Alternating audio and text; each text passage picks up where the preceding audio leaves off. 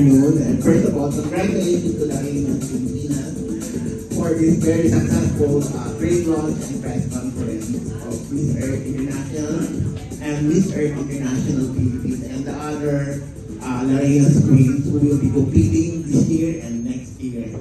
Okay, of course, first question for Madam Cristel. Okay, Madam, aside from the conservation and preservation of our environment and natural resources, what are the other missions of this pageant?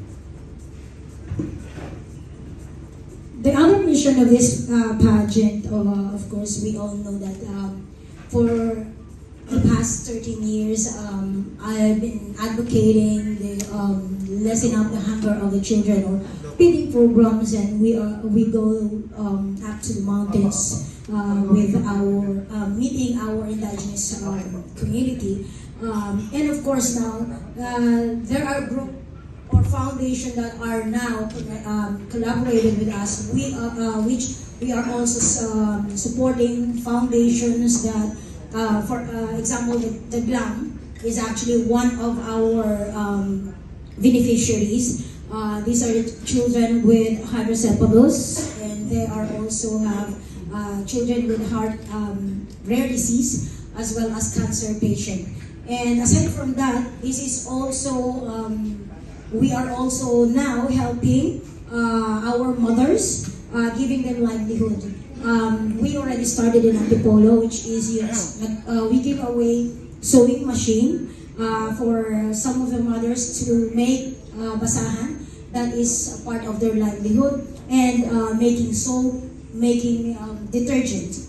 And aside from that, we built two kindergarten already, school for those less unfortunate who cannot afford to go to school sa bayan kasi malayo. So, dun sa mismong mga bundok tayo nagpatayo ng schools, and then aside from that, tayo na rin ang nagpo-provide na mga school supplies nila.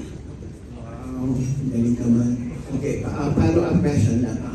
I just want to clarify, if this is specifically for Mrs.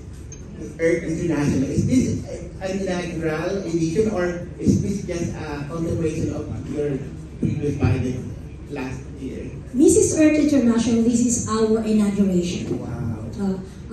The last year, we are not affiliated with them anymore. Okay. And we have our own, which is the Philippine-owned Mrs. Earth International. It is registered here in the Philippines. It is registered in the global database, as well as we just had it registered in the US so that we can have the Madrid Protocol license as well. Okay. Ano yung main reason nyo bakit you go solo? I mean, wala na kayong mga other partner from abroad and talagang solo production yun na ito. At least it's a lot easier to say that it's better to work alone with the people you trust. Okay, that's all I can say.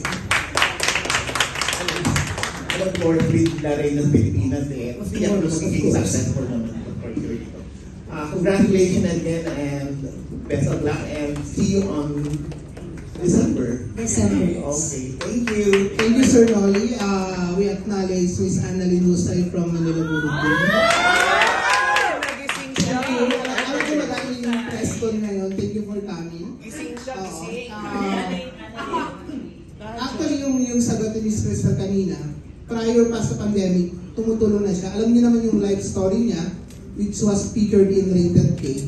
So yun yung pinaghuhugutan niya bakit madami siyang charity, and ito yung culmination ng kanyang project, itong Mrs. Earth. Aside from empowering mothers, syempre may mga charity event siya for this year and for the upcoming years. Yan. So our next question is coming from Pao Kanyamo. Hello po. First and foremost, congratulations, Madam, and also to our future representatives. Gusto ko lang tanungin yung mga representatives natin to their respective pageant. Kamusta kayo magiging preparation nyo sa mga competition na gaganapin? And also, nag-process ba kayo or parang training, nag-training ba kayo like makeup, professional development, mga ganun, pasarela, the started Baby Girl. How did you prepare for the pageant? Yes, baby, how did you prepare for the pageant?